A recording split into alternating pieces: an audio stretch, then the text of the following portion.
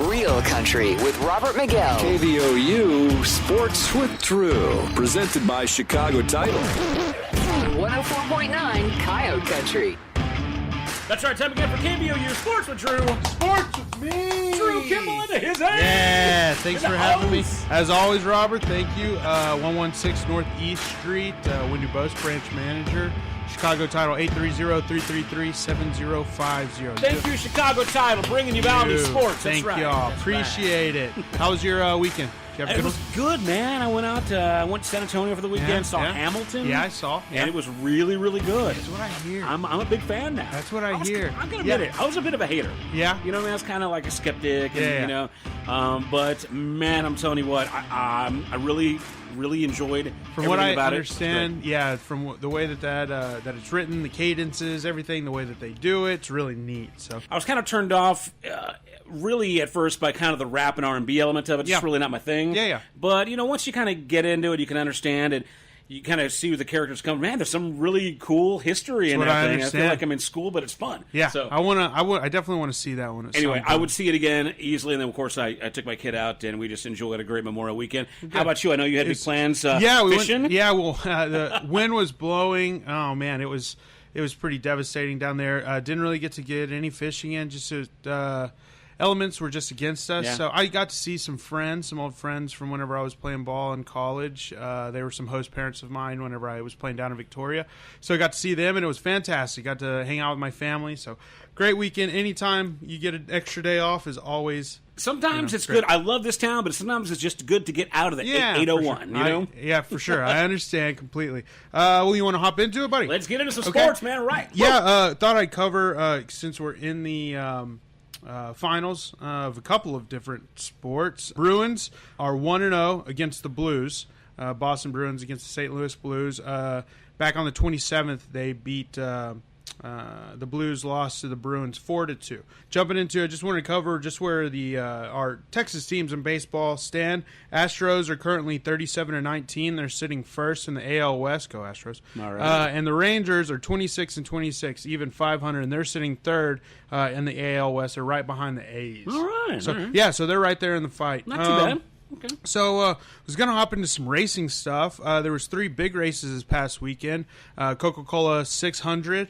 Martin Truex Jr., he went on to win that one for the second time in 4 seasons. So he was able to overcome some tough stuff. He slid into the turn 4 wall during the first stage of the.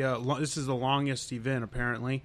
Thought that it was going to put his chances in jeopardy. It did some damage to his tire, but apparently his old crew chief Cole Pern told him, "Hey, things aren't nearly as bad. Keep going. Let's see what we can get out of this." And shoot, ends up winning it. So congratulations to that team.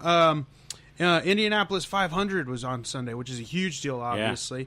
Simon Pagenaud, I don't know if I pronounced that right, so please Is it like forgive French me. or Italian? Yeah, it's All these got to be racers, French, yeah. and it's probably Simon right. Pagenaud. I don't know, more than likely, but he apparently made an unbelievable pass of Alexander Rossi, and he said before taking the white flag, this is a quote, taking the white flag and holding the hard-charging driver from Andretti Autosport. So it was a big duel. Apparently this was a really big duel between Pagenaud and Rossi, but Pagenaud was able to take it. So he got the win from there in Indianapolis on Sunday, which is pretty neat.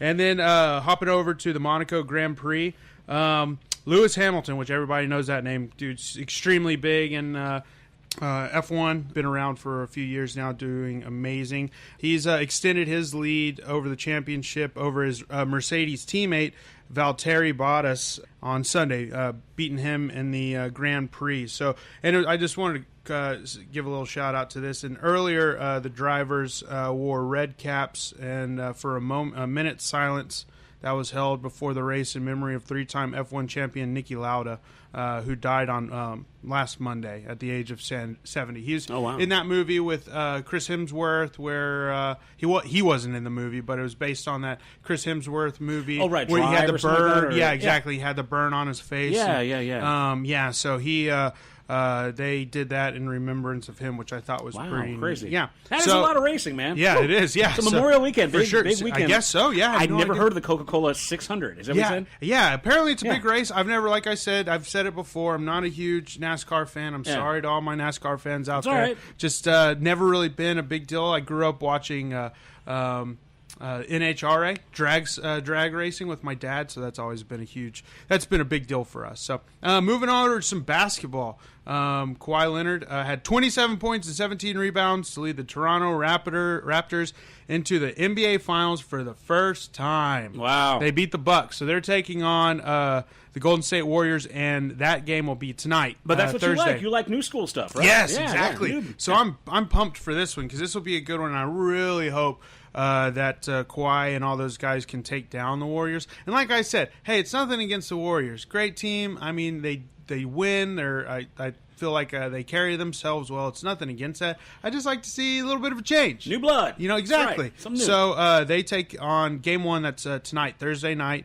And that thought this was a little cool fact, Robert. This is the first time that the NBA Finals has gone international because the Raptors have never made it, and they're from Toronto, so this is the first time that it's ever been held in the U.S. I was just mentioning this yesterday morning on my show that what's her name, Carrie Underwood's show in Toronto has got postponed because she was booked. Yeah, because now they had to keep the dates open for the of course for the playoffs. Didn't even think about Carrie that. Underwood, you're out of here. Yeah, no, yeah, we got time for some basketball playoff games. Yeah, come on now. So this is it says two-time defending champions against Raptors team that will finally bring the NBA Finals outside the U.S. after since the Raptors entered the league in 1995. That's a long time. Yeah, it is. Well, good on them. Yeah, it's pretty awesome. Posers. Yeah. Sorry, had to. So moving over to some soccer, the women's U.S. team. They beat Mexico 3-0 on Sunday in a World Cup send-off match. So this is the match that they kind of do before they get ready to go overseas. So they're going to be seeking its second straight World Cup title. So they won it 4 years ago and the fourth overall. So they're a top-ranked team. They have 7 wins and 2 draws since January 19 of this year. Since that was a defeat that they lost to France, which had actually ended a 28-game unbeaten streak. So losing to France. Yeah, I know, which is never fun. But hey, it's all right. We're top ranked. These women are unbelievable. Right. I'm really pumped for them. I think that they're going to do really good. So they're going to leave Monday, and they're going to be based at Tottenham's training camp, which is in London, before heading to France. And they open against Thailand on June 11th. Then they'll play Chile and Sweden in their respective. What is it? Bracket. God, could not think of that word. So, sadly, for all the Mexico fans, Mexico failed to qualify after consecutive group stage eliminations. They're ranked 26th, and they couldn't really field a team of experienced players. There was, I guess, a few veterans. So it sounds like Mexico's kind of in the rebuilding phase for their women's soccer team. So best of luck next. Yeah, they're 4 all years. over here now. Yeah, they might be playing for all the Americans. Yeah, for sure. Oh, so hopefully, next 4 years Mexico will be able to pull it all together. Yeah, I love me some women's soccer, lady soccer. I'm going to say it. It's yummy. Yeah, it's pretty good. Always fun to watch. There you go. Always fun to watch. So we're going to move on to some football stuff. The Raiders, I saw this last week to where there was a team that might be signing a gentleman by the name of Richie Incognito. I don't know. A lot of people have definitely. That's his name? Yeah, Richie Incognito. Yeah, I know, right? I'm not going to tell you my real name. Yeah, no. I'm Incognito. This is my spy name. Sounds like a Marvel supervillain. Yeah, it does, definitely. So he's a guard. He's a massive man, but he's had some run-ins in the past with some problems. He was suspended back in a few years ago whenever he made some, I guess it was allegedly made racist slurs and was bullying a teammate, Jonathan Martin, whenever he was with the Dolphins. He obviously claimed no one of those things. He's also had a couple of run-ins. He retired last year, so he was out all last year, and then he decided he wanted to come back. So the Raiders are giving him another chance.